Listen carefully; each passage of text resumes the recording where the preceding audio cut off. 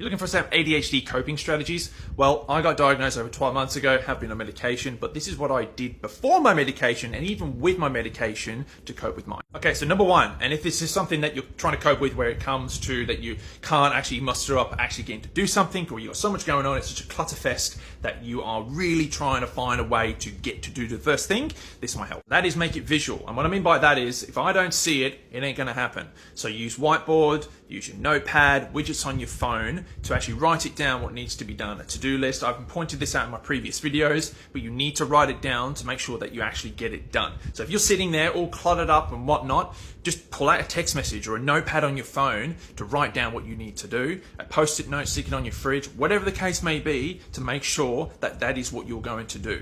Hopefully that helps, because once you start one, you'll get into the rhythm. And number two, this one's a really good one. I've mentioned it many times before. I still use it on the regular, is breaking down the big things. And what I mean by that is, I'll use the yard for an example, is that I've got a big yard to do.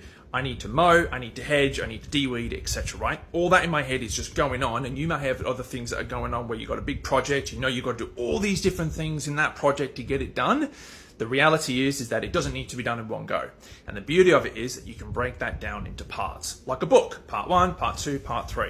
So do that with every project. So for my yard, for example, yes, today is Sunday. I need to do the yard in full go. It's hard to control, but the reality is I don't have to do it all in one go. I can do the yard, and then I can go on to the hedging, or the other way around, or de-weeding, right? It's just breaking those down into micro steps, and reality is that it doesn't have to be done. It's just baby steps to get you along the way, and the project will be done, and potentially in a better result as well. And number three, probably my best one, and I mentioned in a number of my videos, is changing the environment, or sort of changing the atmosphere.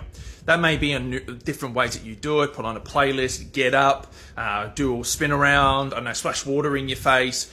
What this is trying to do and what it does for me, it really just puts my brain into that sort of alert phase again and just gets me into that motion to try and do that step 1 or step 2 that I mentioned before, right? So, you know, there may be different things that you do to try and reawaken yourself, just to get you out of that sort of, I guess, cognitive spin that you've got going on, but that can definitely help. So there you go. And an important note, I'm not a professional advisor. These are just tips that work for me, and hopefully they work for you. It's just on days where your brain is just going absolutely AWOL, and there are little baby steps that may help, but may not help on those days. And the reality is, except in those days where it doesn't, it's okay. It's not the end of the world.